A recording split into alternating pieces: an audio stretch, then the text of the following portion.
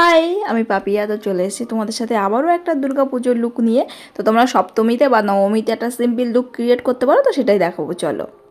আর এটা হলো মায়ের শাড়ি। মায়ের শাড়ি মানে আমার শাড়ি, আর আমি যে শাড়িগুলো কিনি সেটা আমার মানে মায়ের শাড়ি। এই করে দুজনেই পরি মিলেমিশে।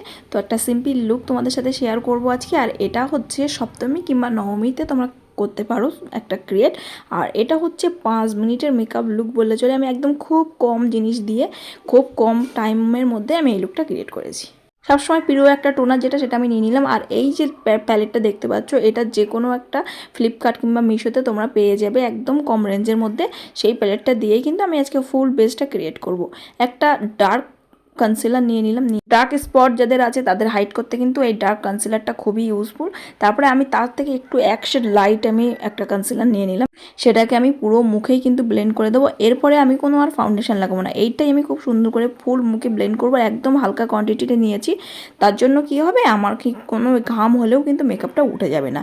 আর ওই প্যালেট থেকেই কিন্তু ডার্ক কনসিলারটা আমি আবারও ইউজ করছি কন্ট্রোয়ারের জন্য। আর এটা কন্ট্রোয়ারের জন্য কিন্তু খুবই ভালো। আর আমি যা করছি বিশেষ করে কিন্তু হাত দিয়ে করছি, কারণ এটা হচ্ছে ক্রিম বেস টাইপের, ওই জন্য হাত দিয়ে ব্লেন্ড করে তারপরে আমি সেটাকে ব্লেন্ডার দিয়ে সেট করছি। নিজেদের যে কোনো একটা কম্প্যাক্ট পাউডার নিতে পারো, সেটা নিয়েই কিন্তু তোমরা ফুল বেসটা সেট করবে। দেখো আমি কিন্তু ফুল বেসটা সেট করে নিয়েছি একদম লাইট ওয়েট মেকআপের উপরে আমি কিন্তু করেছি। এই যে আইশ্যাডো প্যালেটটা দেখতে পাচ্ছ, এই আইশ্যাডো প্যালেট দিয়েই কিন্তু আমি ব্লাশার করি। এই আইশ্যাডো প্যালেট থেকে আমি হাইলাইটার করি, প্লাস এটা দিয়েই কিন্তু আমি আইশ্যাডো ক্রিয়েটও করি। তো এর থেকেই দেখো একটা সিম্পল একটা নর্মাল কালার নিয়ে নিলাম, নিয়েই কিন্তু আমি এটা ব্লাশার হিসাবে লাগিয়ে দিলাম।